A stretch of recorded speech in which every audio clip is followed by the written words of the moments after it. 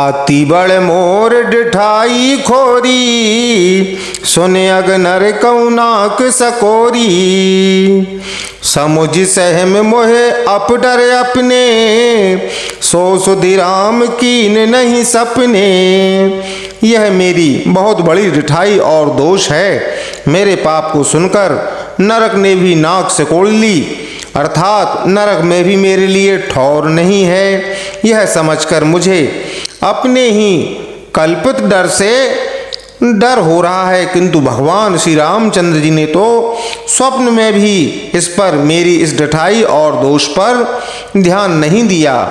सुनि अविलोक सुचित चख चाही, भगत मोर मति स्वामी सराही। कहत नसाई हो यही की, रीझत राम जान जन जी की। वरम मेरे प्रभु श्री रामचंद्र जी ने तो इस बात को सुनकर, देखकर और अपने सचित्र रूपी चक्षु से निरीक्षण कर मेरी भक्ति और बुद्धि की सराहना की, क्योंकि कहने में चाहे बिगड़ जाए, अर्थात मैं चाहे अपने को भगवान का सेवक कहलाता रहूं, परंतु हृदय में अच्छापन होना चाहिए। हृदय में तो अपने को उनका सेवक बनने योग्य नहीं मानकर पापी दीन ही मानता हूँ, यह अच्छापन है। श्री रामचंद्र जी भी दास के हृदय की अच्छी स्थिति जानकर रीझ जाते हैं। रहत न प्रभु चित चूक किए की, करत सुरति सहबार ही की। जही अग बधेउ ब्याध जिमि बाली, फिर सुकंठ सोय कीन कुचाली। प्रभु के चित्त में अपने भक्तों की हुई भूल चूक याद नहीं रहती, वे उसे भूल जाते हैं और उनके हृदय की अच्छाई नीकी को 100 बार याद करते रहते हैं। जिस पाप के कारण उन्होंने बाली को ब्याध की तरह मारा था, वैसे ही कुचाल फिर सुग्रीव ने चली। सोई कर तूत विभीषण केरी, सपन्यौ सोन राम ही हेरी। ते भरत भेटत सन्माने, राजसभा रघुवीर बखाने। वही करनी विभीषण की थी, परंतु श्री रामचंद्र जी ने स्वप्न में भी उसका मन में विचार नहीं किया।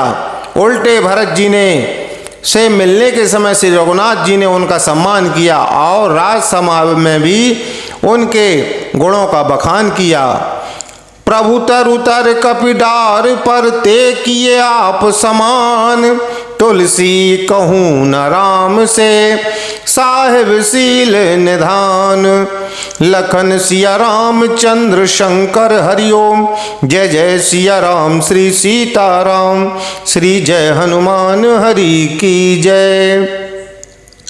प्रभु श्री रामचंद्र जी ने तो वृक्ष के नीचे और वंदर डाली पर, अर्थात कहा मर्यादा पुरुषोत्तम सच्चिदानंद घन परमात्मा श्री राम जी, और कहाँ पेड़ों की शाखाओं पर कूदने वाले बंदर, परंतु ऐसे बंदरों को भी उन्होंने अपने समान बना लिया। तुलसीदास जी कहते हैं कि श्री रामचंद्र जी सरीखे सील निधान स्वामी कहीं भी नहीं हैं।